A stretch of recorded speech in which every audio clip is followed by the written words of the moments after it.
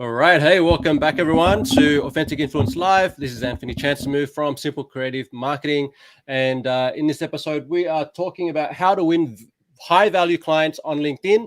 And I've got the best person to tell you all about that. That's my mate, Adam Franklin. And let me just tell you a bit about Adam before we bring him onto the screen here. So Adam is the author of Web Marketing That Works, an Amazon #1 bestseller. He's a professional speaker, a university lecturer, and he's the CEO of Bluewire Media, which is bluewiremedia.com.au. If you're watching the screen, you can see me flash the link on the website there. So Adam's he's got a ton of accolades. He's been Australia's #1 biggest business blogs, #7 LinkedIn expert in Asia Pacific, and his podcast was #9 on Entrepreneur Magazine's top marketing podcasts. He's been featured in all the publications, Forbes, Entrepreneur, The Australian, Sydney Morning Herald, and he really specializes in helping consultants win high-value clients via LinkedIn. And so let's bring Adam on. We go like this. Hello, Adam. G'day, Anne. Nice to be here. Thanks for having me. And that was a lovely introduction for me. That's the book that you were talking about. And let's get into it. So let's just start off with how did you got into marketing? Like, take me back to the beginning. What were you doing before marketing? And then how did you get into the world of marketing? Look, in many respects, I kind of feel as though, a lot of us have always been doing marketing. So even before I started Bluewire in 2005, I was doing nightclub marketing, and that was a heap of fun. Trying to organize our own nights. We had, I think, Thursday nights and Saturday nights were our main ones. So we were in charge of getting people in through the door. Hopefully, most of them were paying cover charge, but organizing the drink specials and the bands and the themes and everything like that. So that's probably where I really, officially started doing marketing. But then it was only once I started the business a few years later, after I'd been overseas, came back, and my mate Toby Jenkins and I, we decided to start Bluewire Media in 2005, which, as you know, is kind of before social media as we know it now really existed. It was before Twitter, Facebook, LinkedIn. I mean, some of those companies might have just started, but they certainly weren't public. And I really like that you've got that background from before, I guess, pre-Web 2.0, and all the socials. Like, I'd like to get some thoughts around just philosophy around marketing and what you've brought, from that time into today's world, right? Like, what was working for you back then that's still working today? Like, what was the strategy or the philosophy that's, kind of been ingrained in what you do at Bluewire and how you do marketing? Look, the easiest way to answer that is to say email marketing. That worked back then. It still works today. It's by far the best platform for business development and for bringing on clients. Now, that's not to say social media isn't great. It is, but it's more of a meeting place as part of an overall journey where we find people on social media, we connect with them, but we move people across to email. Now, of course, back when I was doing nightclub marketing, email was the only channel that existed. And that was, I guess, quite handy because it didn't give us too many options. But I was literally getting 50, I think it was probably the limit on a Hotmail address, BCCing 50 of my mates in and sending them the information about what was coming up that week.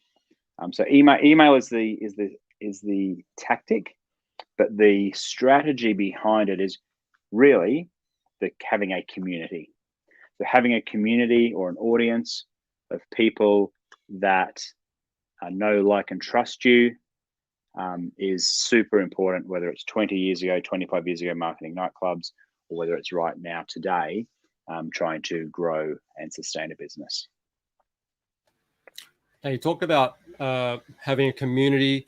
A big part of community is obviously trust, and something that you do, and we've known each other for many years now, and something that's been consistent with the way you message, the way you communicate, is you lead with a generosity first mindset.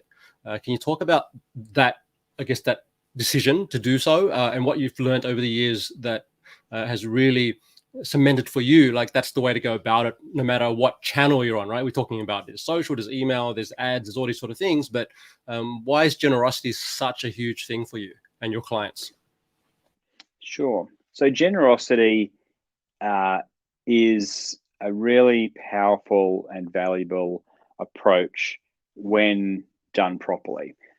So look, most people these days, there's so much information online. Most people can find any information that that they want, and that's obviously because of the internet, because of Google, because of social media. There is so much stuff out there that to even really get a run, we need to have a gift.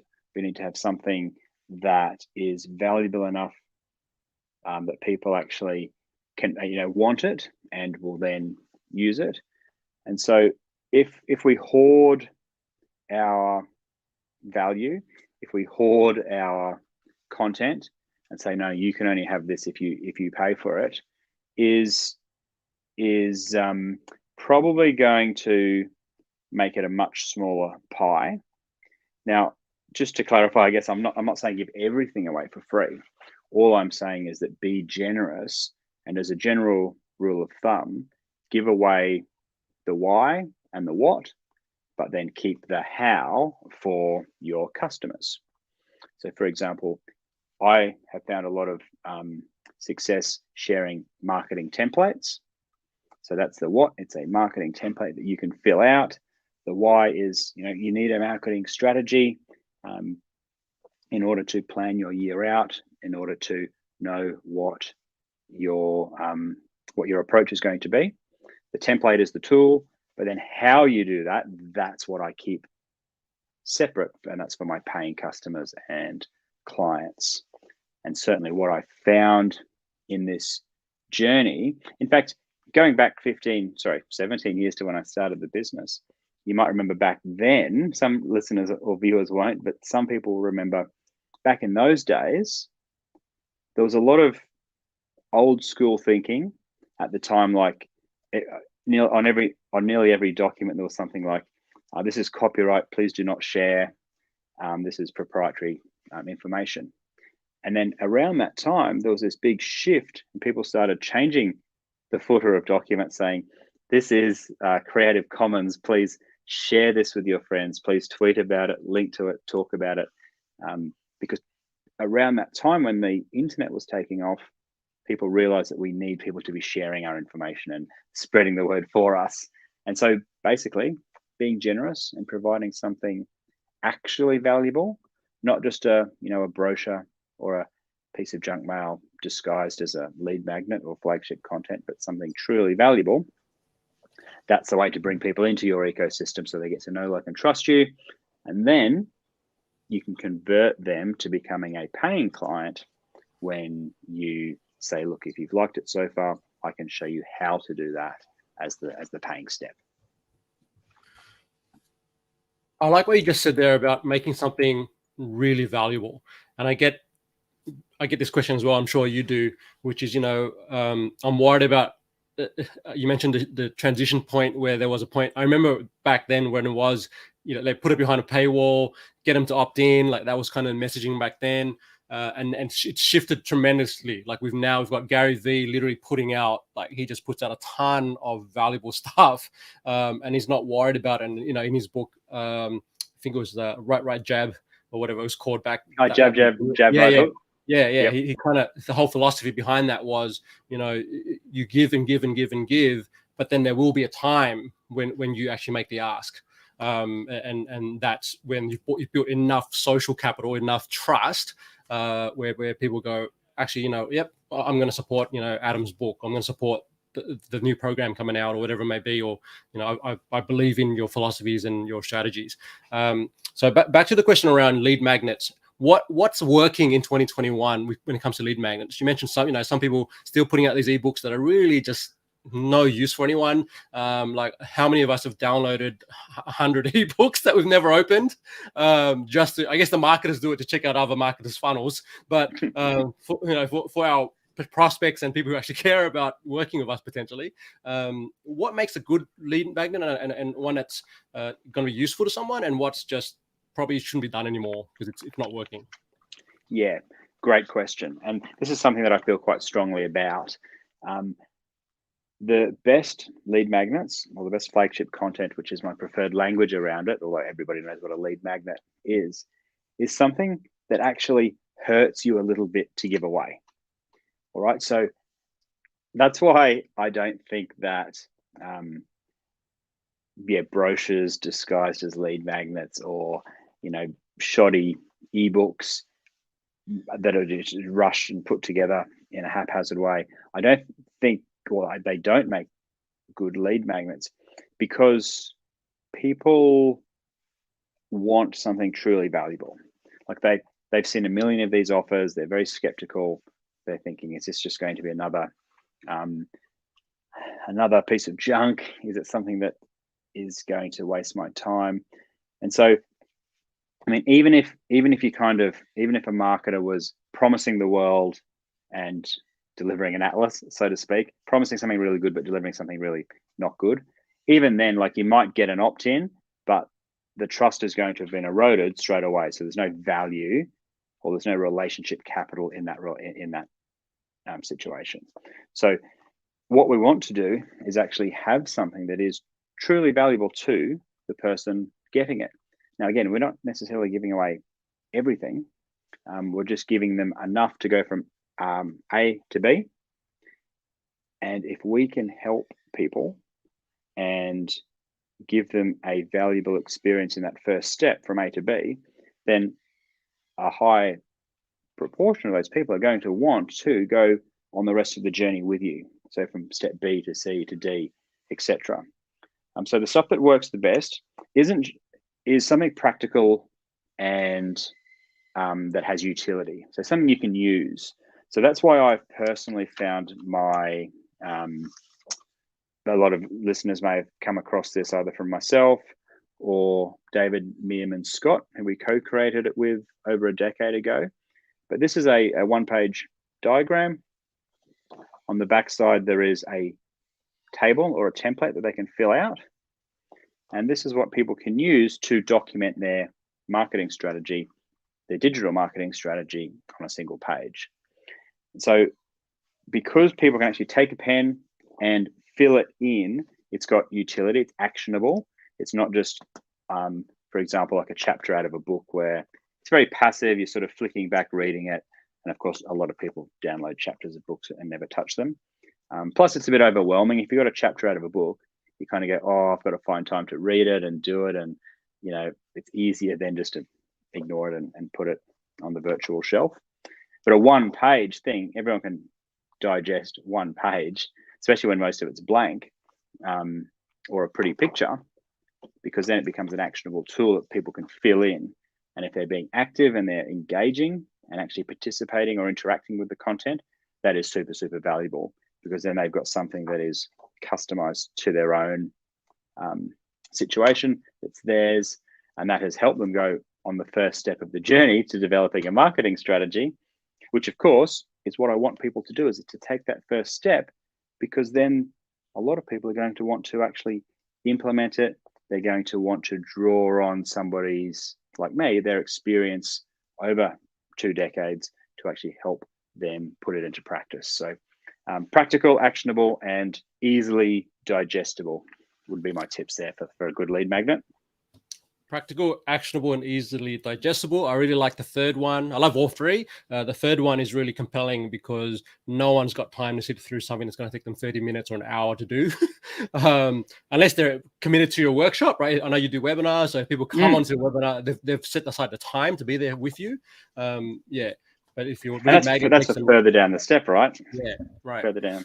Yeah. Okay, awesome. Let's talk quickly about LinkedIn, because you are the pro, like when it comes to LinkedIn. Why is LinkedIn relevant right now? Why do you favor it? I mean, you live and breathe on that platform, and I know a lot of your clients do as well. So yeah, what's happening, or even just what's happening this year? I know there's been algorithm changes, or I don't know what's going on now, but my account was blocked. but I'm still trying to resolve that. If anyone's watching from LinkedIn, reach out to me. Yeah, but let's talk about why LinkedIn. Look, LinkedIn is fantastic because there are hundreds of thousands of people on there, all with their job title or their business name. And when we're in the business when we're in business, we are obviously wanting to do business with other people. Now, if you think about Facebook and Instagram, they might have some sort of weird Instagram handle or Twitter handle or Facebook thing that doesn't really say too much about who they are or what they do. But on LinkedIn, everybody's professional details are there.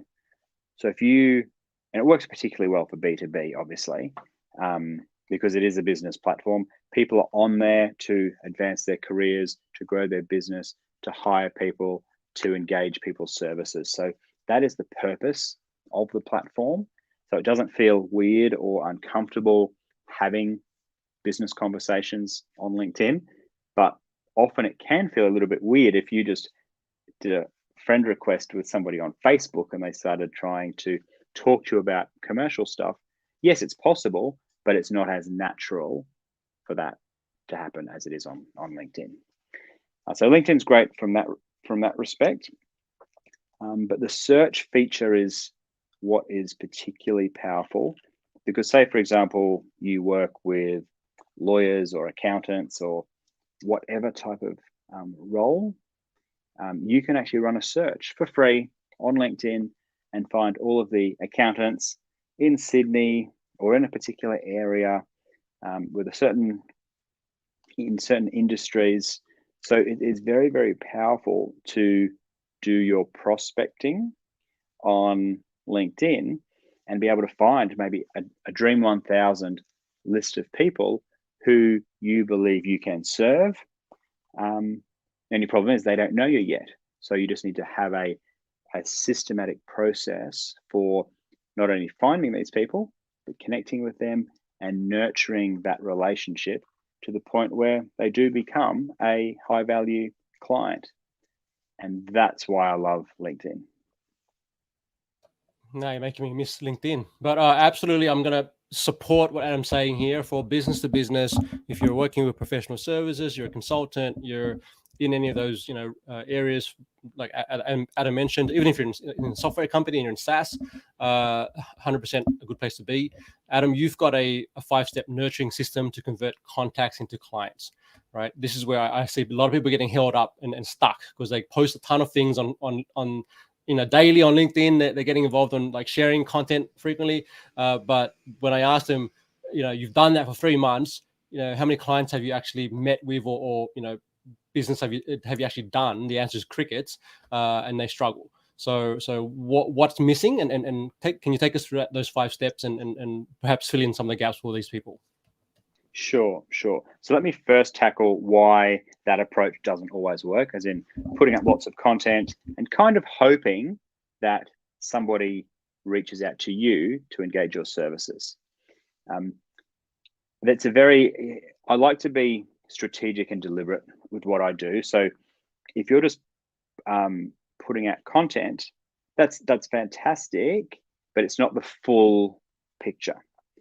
One of the first mistakes that could be holding you back and stopping you actually getting traction with that content is that maybe you're connected with the wrong people. Like if you have just been very reactive, say for the last 5 years, and accept people willy-nilly, then they may not be the appropriate prospects or clients for your business. So your content might be wonderful for the accountants that you want to be working with, but if all you've done is hit accept for the last 5 years, and it's just this random mix of non-accountants, essentially, you're not going to get much traction.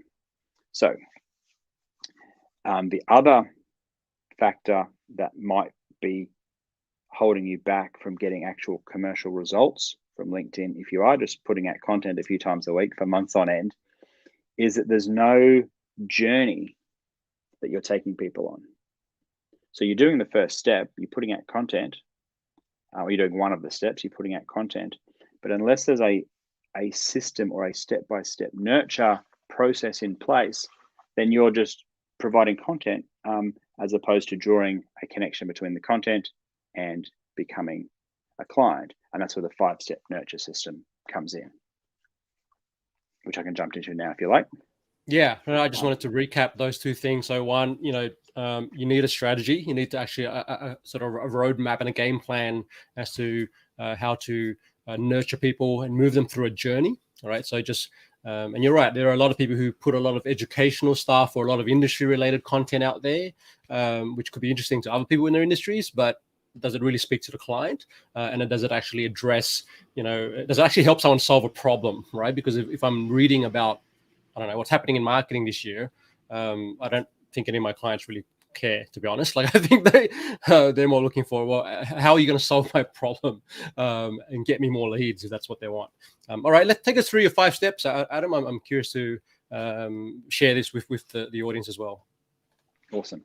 All right, so step 1 is literally to connect with the right people. So the flip side of just accepting people willy-nilly is to be deliberate and strategic and to find those Dream 100 prospects and to actually reach out to them and send them a connection request with a note basically explaining why you're reaching out to them. All right, so step 1 is connecting with them. Then what we do as the second step is once they accept our connection request, and the sole purpose of the connection message or the connection note is for them to hit accept. We don't want to be doing anything more than that. Once they accept, then step 2 is start a conversation. All right, so again, it's not just copy and paste your sales pitch that's this long and bombard them. It's start a conversation just like you would if you were in a real life situation. So in real life, we very rarely meet somebody for the first time and all of a sudden forget what to say next. But on LinkedIn, nearly always people connect and then say we've met for the first time, Amp.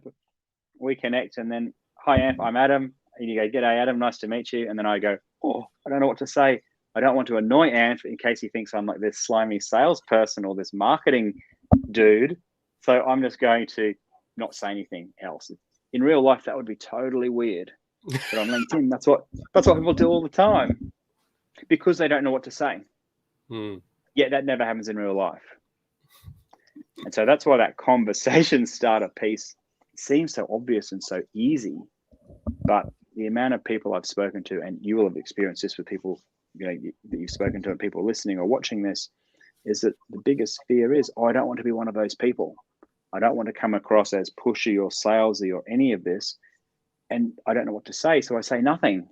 So there's all these great people in my network, but they haven't actually heard anything from me for the last few years. So anyway, conversation starters are really important. It can be as simple, like say you've got flagship content. It could be as simple as saying, hey, Amp, it's nice to connect, nice to meet you.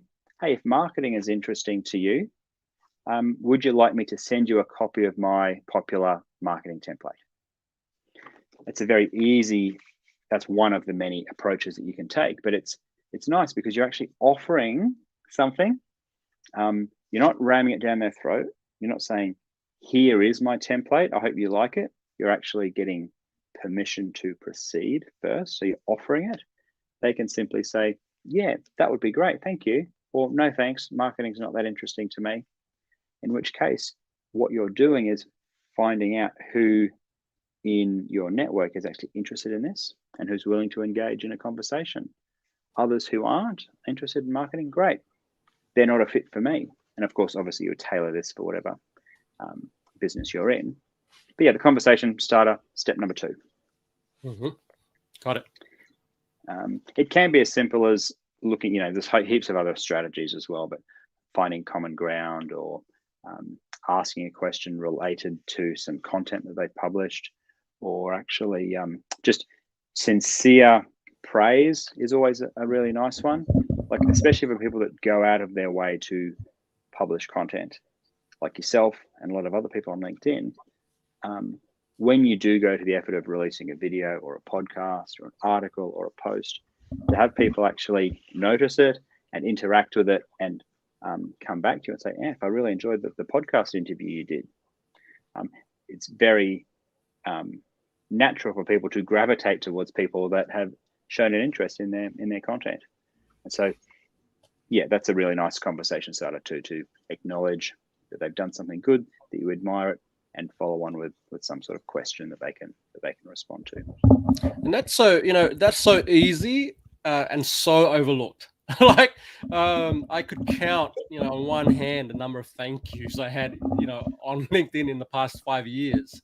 Like it's literally, like you say, just we know the effort it takes to produce content, right? Like it's not something you bang up in 5 minutes, and sometimes it is, but in most cases we've planned it. We've kind of thought, okay, what's going to be relevant, what's going to be useful, and anyone that's in my circle and certainly in my group knows when we're putting together even just a LinkedIn post or an article on LinkedIn Pulse, it takes time, right? And videos, man, the number one reason why people don't do it, because it's just like it takes too much time, and all this confidence stuff comes up. Do I look good enough? Do I speak properly? And all this sort of stuff. So I love that tip. Great tip. So we've gone through 2 steps here. We've got the first one is to connect to the right people. The second one is to use conversation starters and actually connect with people, have conversations. What's step 3?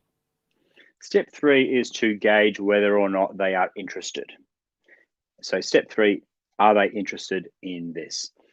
So this could be things like saying that you have a workshop coming up or a webinar coming up. It could literally be them, if say you did offer a piece of flagship content as the conversation starter, them saying yes, and then you actually delivering that to them, like sending it to them via a direct message. That literally you delivering that as opposed to offering it. So step 2 is offer. Step 3 is delivering it. That is an indication from them that they are interested. And you can then, as part of delivering it, or a follow-up shortly afterwards, could be, did you get it okay? What did you think of it? What was most useful? Because if they have willingly accepted your offer, then they're interested. They may not be ready to buy, they may not be, super engaged, but they are loosely interested in what you have to say. So step 3 is that there's interest. Now I've noticed you've been doing something really cool with your sort of between step 2 and 3. So with the conversation starter, you're offering some flagship content. And then on step 3, what you're doing, and yet you even say it on the post. So on your post, you're actually saying opt-in not required. So, and I think that's so brilliant. Can you talk to why you've gone down that route as opposed to hundreds of other people that I see on LinkedIn going, okay, I'm going to offer the thing. And then when you go in, when they send you the direct message, it's like, give me your email address and then I'll put you on my list, right? So why have you gone the other way? I like to keep the friction as low as possible. And it feels like the natural, human, nice thing to do. Like if I'm actually offering you something, and it makes sense for me to give it to you if you say yes, not to trick you, not to bait and switch and go, oh, you want my marketing template? Well, you better click this link, tell me your details, put your email address in, risk getting spammed every single day from here on in just to get something that I've offered you. That doesn't seem right and fair. Now, of course, I do ask for opt-ins further down the track. Like I'm not afraid of asking for an opt-in, but if I asked you, hey, would you like? I'm going to the bar. Would you like me to get you a beer? They go, yeah, sure. It would be very antisocial for me to say, oh, look, that's going to be $10 plus you've actually got to give me your business card details, and it's just weird. So yeah. I say no opt-in required. I want to deliver value, because a lot of these people don't know me yet, right? They've either just seen a piece of content, or they've got a connection request from essentially a stranger. So I want to pave the way with value first, because then I know when it comes to step 4 that I'm in a position to then guide them to a conversation or an opt-in or something of more value, mutual value. Absolutely. So And the way so just to jump in here, the way I see that is you want the other person, if they've indicated interest, you want them to actually see the value in the thing you're offering, right? If they never opt in, if they never give you the email address because you've asked for it too early, then they won't get the value, right? They won't get that value. And so then it actually basically, like you're saying, it doesn't prepare them for step 4, right? Which is where, okay, I've gotten your thing. I love it. I want to know more. Right? You want to kind of get that curiosity going. So take us a step 4, Adam. Yeah. So step 4 is basically giving people an opportunity to sort of raise their hand firmly in the air. And again, for each of these steps, there's multiple different strategies. I'm just talking about primarily one approach, but there's lots of different variations of this. But step 4 could be a classic sort of shake the tree type of message. So they've requested the lead magnet. Sorry, they've accepted the lead magnet. I've written back and said, did you receive it okay? And they've said, yep. Then you might actually get to the more valuable end of the conversation. Say, look, I'm actually looking for 5 accountants who want to build a marketing plan to serve them for the year ahead. Is this something that would interest you? And when you actually ask the question, you're not saying, do you want to buy my product? Do you want to hire me? You're saying, I'm looking for these types of people who want this result in this type of time frame. It's very easy for them to either go, yes, that appeals, or no, it doesn't. And this, when we get to this sort of stage of the journey, a lot of people do tend to get a little bit scared. And it's human nature. We don't want rejection. And so if we don't ask the question, we never get rejected, right? But if we don't ask the question, we never win the deal, or we never get the new client. And we don't have the opportunity to help and serve that particular person. So if we frame it in this way where we're not pushing our services, we're just looking to see if somebody's interested in an outcome that you know you can help them with, that is a very good example of a stage 4, and is someone willing to raise their hand. I really like that approach. I think it's it doesn't come across as super salesy or like a hard pitch. I think it's really much, look, I've got I'm looking for this type of person, so you're kind of indicating who it is you're wanting to connect with, and then and the way that's framed, to me, it's almost like, well, that could apply to me if I were an accountant and you're looking for accountants, or if it wasn't applied to me, I might know someone that I could refer to you. So it actually opens the door for both opportunities, which I think is very clever. So that's so we go back to step 4, which is give people an opportunity to raise their hand firmly in the air. Now, do you have like a general rule around how long or when that should happen? You definitely don't want to do it on the first, like once they've accepted your connect request. But do you want to, like, for you, or I guess when you're coaching people, like, is there a specific time frame that you kind of say, well, it's better to wait a couple of weeks or whatever it may be for that before you get to that stage? Look, and the beauty of this process is that it goes as quickly as the prospect is ready. So if we connect, for example, and I send the connection request, you accept, I have a conversation starter, you say, sure, I'm interested in your marketing template. I send it. I say, how did you find it? You said, good. You said, oh, great. I'm looking for 5 accountants. It could happen all on the same day. But by the same token, it could take 3 months, because when you respond to me, that's when I take it to the next level.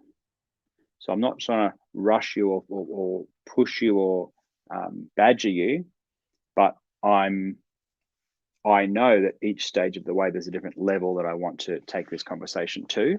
And so that's the beauty of it. It's not like, okay, you've accepted my request, now I've got to wait 2 days. I always say, look, don't worry it takes you a few days to get around to it. But by the same token, just get in and do it if that has happened. Just know what the next step is and what you're going to say and why you're saying words to that effect, and nurture people through. So as fast or as slow as it is convenient for your prospect.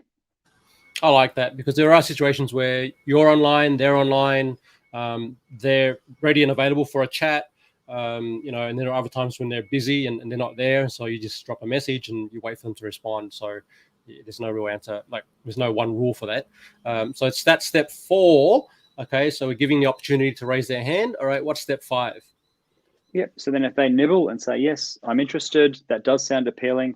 Well, then the 5th step is just having that sales conversation. And again, people can get nervous here and chicken out and ghost, as in the person with the with the product or service to sell can chicken out here because, oh, gee, somebody's come on this journey so far and now I've got to have a sales conversation. They get scared, panic, and don't say anything. But it's very simple at this stage. Either you pick up the phone and call them and just have a 10 to 15 minute get to know you conversation. Again, it's not a sales pitch.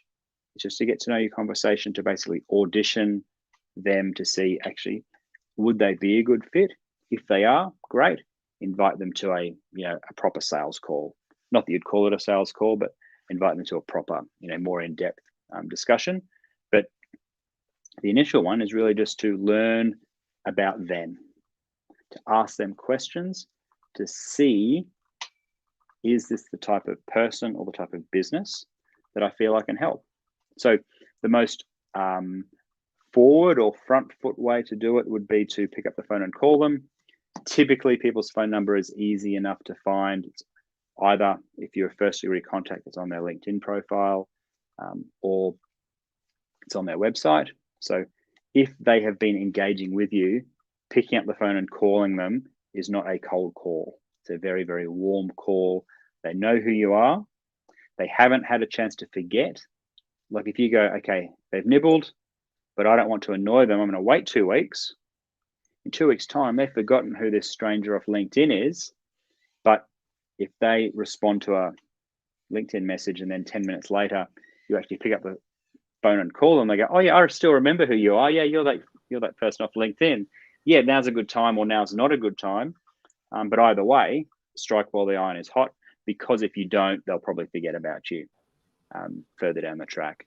So however you choose to get people onto a sales conversation, either proactively booking it in. But say, for example, you're in a different time zone. You might be finishing up the day here in Australia. Somebody in the US, it might be middle of the night for. So you probably wouldn't pick up the phone and call them in the middle of the night. You might acknowledge, okay, it's probably middle of the night for you. Why don't I make a note to give you a call at a time that's that works, and suggest a time like 9 o'clock for you is 5 for me. Let's do that. Does that sound all right to you? A whole lot of different approaches there too. You could alternatively send them a booking link for your calendar, but really it's just to conduct that. Step 5 is conduct that sales conversation. Very, very cool. And I can feel, for some people, I feel that way. It's like, oh my gosh, we're going to take the step. But what you said is really cool, where it's like, well, I'm not jumping on a call to pitch you. I just want to have 15 minutes to get to know you, learn more about what your business is or what your work is, and where I might be able to support you. And that could even, sometimes I know happens for you, it happens for me. Sometimes it just means you actually go, we're not a fit, but I know Adam, or I know this guy who would be perfect for you. Let me introduce you guys. And I think that's a good way to go about it. Again, we're coming from that generosity mind frame, and that idea of how can we help these people. Now, I'm going to just recap the 5. So we've gone with connect. Step 1 was just connect with the right people. Step 2 is to have a conversation. Oh, Adam's got more to go. Okay, tell us, Adam. No. I'm just counting along with you. Yeah. Okay. No, you're right. So 2 is number 1. Correct. Starter. You've got it. You've listened well. All right, and I love the conversation starter. So you just want to get that conversation going. Step 3, you're going to ask if they're interested, and then you go to step 4, which is you want to give people the opportunity to raise their hand firmly in the air to say yes. I want to know more. And then step 5, that's where you move towards having the sales conversation, the get to know you call, or let's book a time and let's have a chat. So I think that's the 5. Are we there?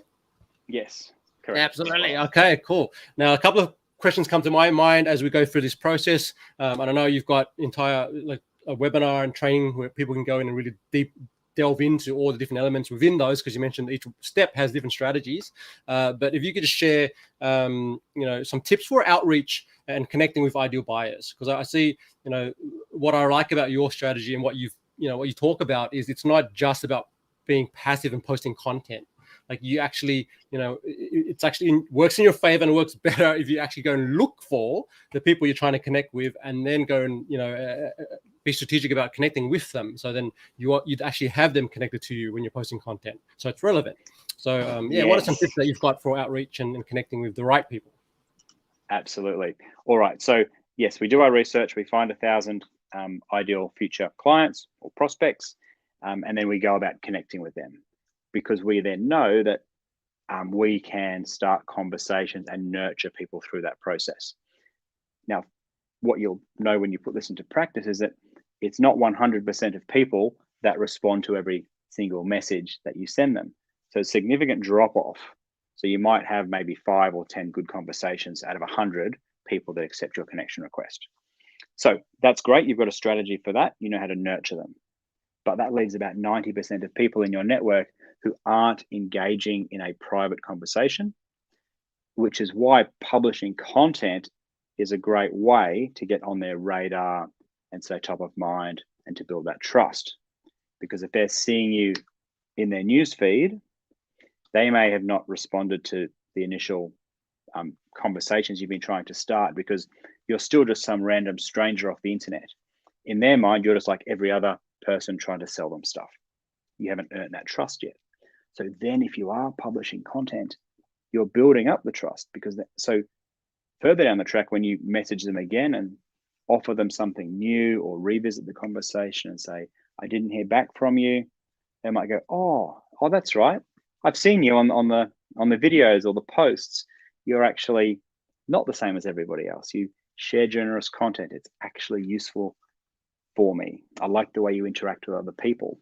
And so you then earn the trust, and you earn that ability to revisit some of those conversations as well. That's one really valuable part, or one very valuable reason to publish content. The other one is as a way to get people actually into a private conversation. So we know the 5 steps that we nurture people through, but one really good approach is to do a post, a public content post on LinkedIn. It doesn't matter if it's a video or an image post or a document post.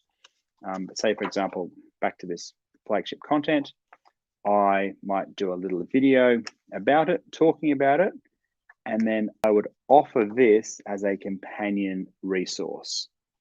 So I would say, if you found this video useful and you would actually like your own copy of this, leave a comment down below saying PDF.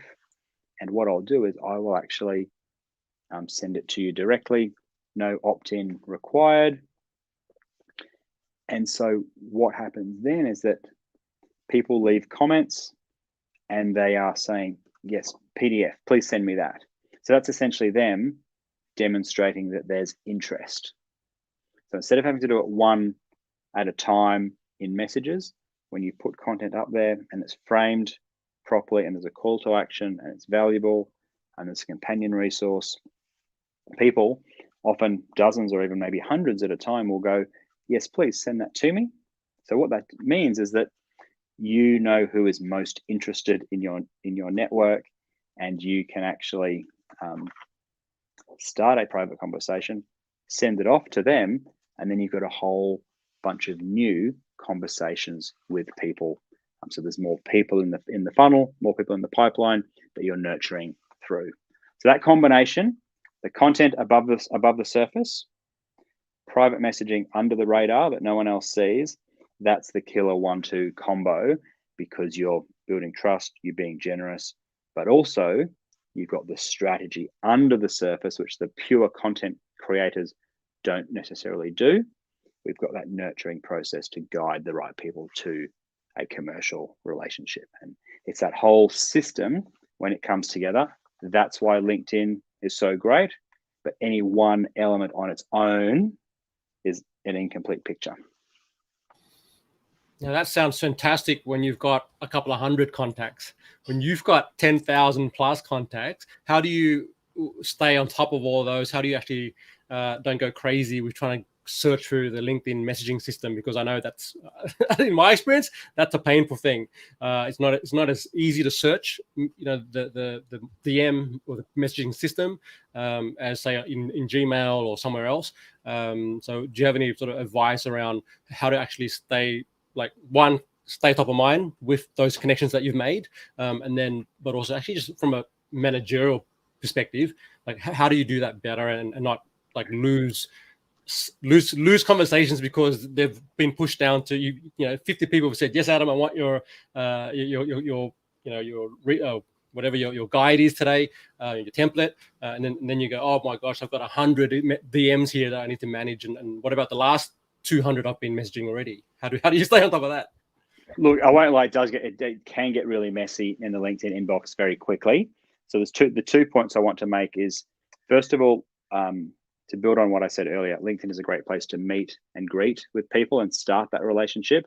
And then we want to move people across to a sales conversation. A logical transition stage in there is to move to email. And because email is a lot easier to manage and people check their email a lot more. So for example, if somebody said, yes, I'd like your lead magnet, it would be very logical. And one of the slightly different strategies is to say, look, can I send it to this email address? Is this the best one for you? And use the one off their LinkedIn profile or off their website. And that way say, look, I've emailed it to you. Can you just let me know if you've received it okay? Because then you've advanced that relationship off LinkedIn and onto email, which is a much better place to be. Like, we've started in LinkedIn, we've moved it to email. So that's one approach, is to always be thinking, how can I move this from LinkedIn, where it's messy and disorganized, to email or into a CRM? Now, the second part is that, yes, there's a whole heap of conversations going on at once. It can be really messy. You don't want to miss people out or lose people, but it is actually quite easy to forget about people in your LinkedIn inbox. I know I've been guilty of it for sure. I do recommend having a virtual assistant to help manage your inbox on LinkedIn, and also to fulfill some of the admin tasks. I'd never recommend having somebody pretend to be you in terms of like them thinking on your behalf, but I do recommend having someone to help, just like you would have a VA to help manage your inbox. Because I remember one of the times I had a particularly popular post. I just arrived in Barcelona in Spain to start this like 3-week guest university position. Yep. And one of these videos just went gangbusters, and there was, I think, literally 1,500 comments in the space of about a week or two, all asking for this particular, in this case, it was a LinkedIn profile checklist that I was offering. And so every time I refreshed my LinkedIn on my phone, there was like another 20 people requesting it. And this was happening, hundreds of people a day. And I spent so much time, like when I wasn't actually teaching the class, sitting on my phone at like an internet cafe, or a cafe with internet, I should say, actually going through the very tedious and monotonous task of actually sending these off to people one-on-one via LinkedIn.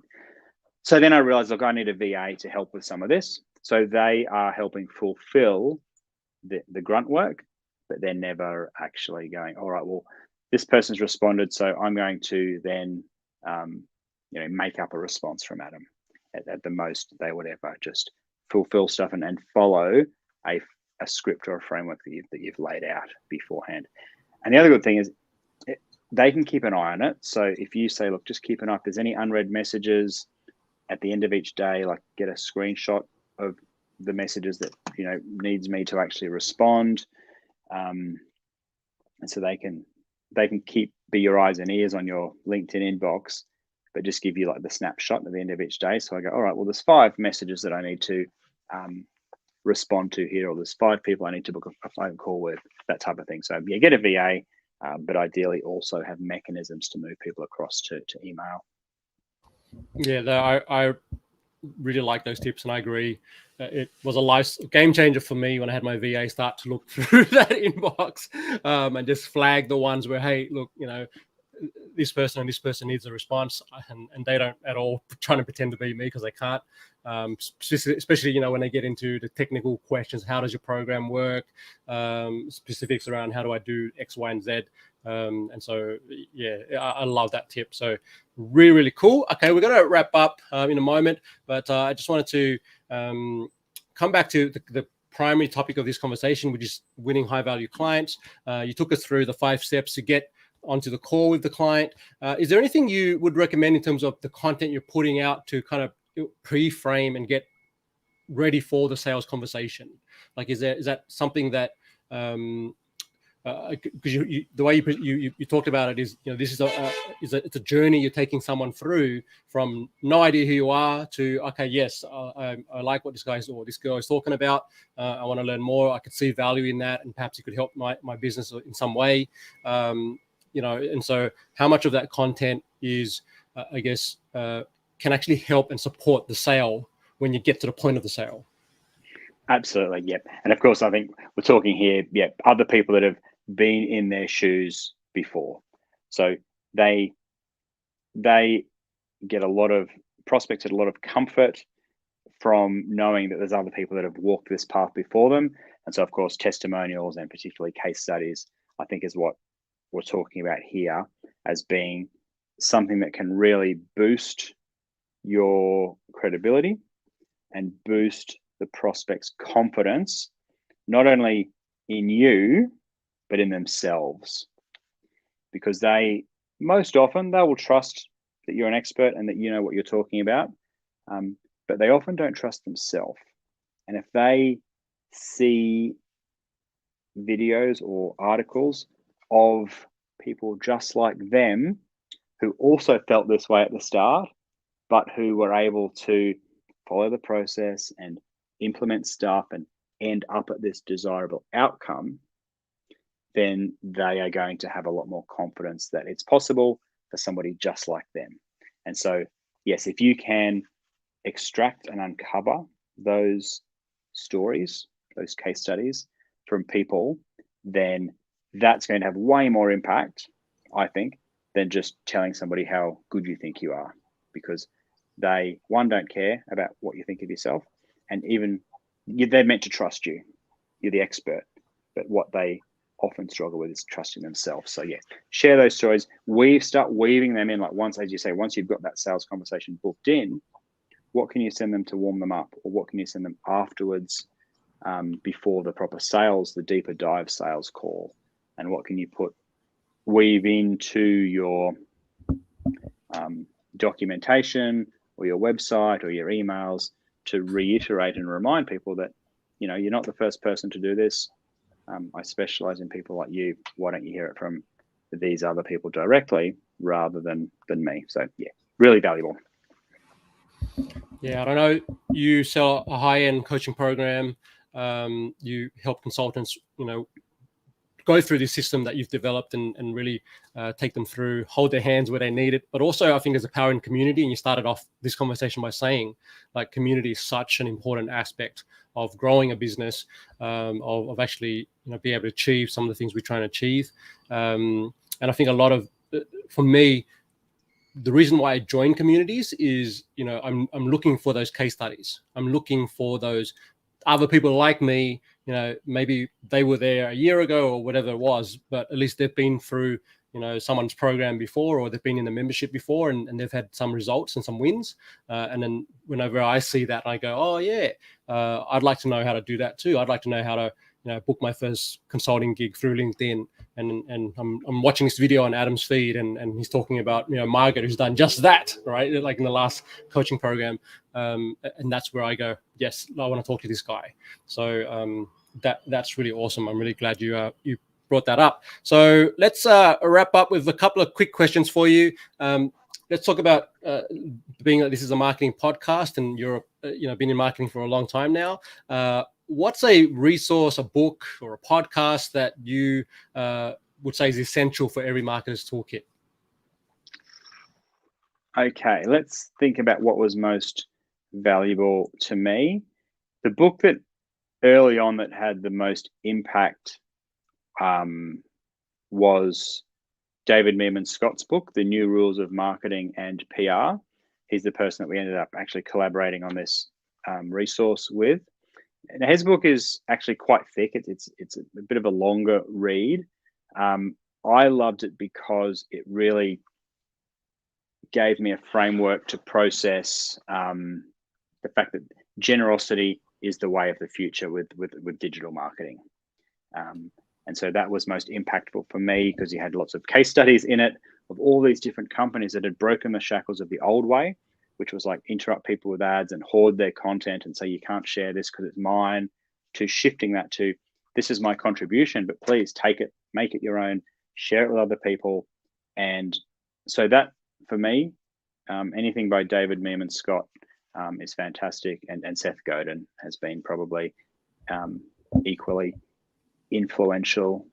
His book, Permission Marketing, it's probably 15, 16 years old now, but I read that in the early days. And just the fact that if you have an asset, a permission asset of people who are expecting you to show up in their inbox or in their news feed or in their Spotify feed on a regular basis, then that's the true asset for marketing your business. Brilliant. I definitely, I've read that book as well, and I'm going to go check out the other one you mentioned. So we'll link those to those in the show notes for you guys who want to go and check those out. Adam, what's one project you're really proud of or are super excited about right now? Okay. Look, one project that I'm really excited about is taking all of this last sort of 17 years of experience and knowledge and strategies and systems and stuff, and actually packaging it up in a straightforward flight plan for my clients to follow. Not necessarily a linear format, but there's building blocks, and being able to clearly explain to my coaching clients, okay, these are the building blocks you need here. Let's build them, because then once they're in place as the foundation, we can then build the next layer on top. Not necessarily, again, in this order, but we just know what's happening. So to actually bring it in and have a nice structure to it is really exciting, because in the past, there's been so much sort of stuff. It hasn't necessarily had that structure. So that's what I love at the moment, Anf. Such a strategist. I love it.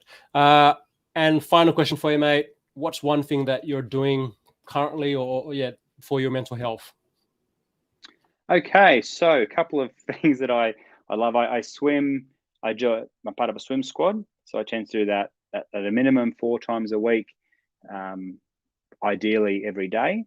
And I enjoy having an ice bath. So I've actually set up a chest freezer, which I've converted into a cold plunge. So I really love jumping in there for a couple of minutes each day, focus on the breathing. And if I particularly do the swimming and the ice bath, that is really, I find personally, that's really good for my mental health, as well as sleep. No, you're not sleeping in the ice bath, are you? No. That's not the plan. That'd be an ice bath gone wrong. I love it. So have you connected with Win Hoff or done any of his stuff, or not directly? I mean, yes, not directly with him personally, but through his online material and also through certified Wim Hof trainers. Yep, I've done courses with them. Yeah, fantastic. I've been watching. I'm dreaming of the day where I can go to Iceland and actually go into the actual pools of, out there on the lakes where they freeze over, but they dig these holes and you basically dive in there and then you come out and it's freezing cold, but you don't feel it because you're just so amped. But I love it. Yeah, awesome, mate. Thank you so much for your time. Pleasure. I'll put my hand up to do that any day. Let's make it happen. So we're going to go, everyone listening to this, okay, bluewiremedia.com. please go check out the website. If you're on LinkedIn, and you should be, then connect to Adam Franklin on LinkedIn, and you can see all the things in the nice thing is you'll see Adam actually apply all these things that he's talking about, and you can put your hand up and really download or grab some of his templates and guides and things like that, and learn more about his coaching programs as well. So thanks for your time, mate, and we will be back with our next episode, I think sometime next week. So hit the subscribe and share if you've enjoyed this. And if you're on Twitter, please tweet out and give us one tip that you took from this episode, and tag myself and Adam in there as well, because we always like to get feedback. Thanks, everyone, and we'll see you all soon. Thanks, Adam. Okay, no worries.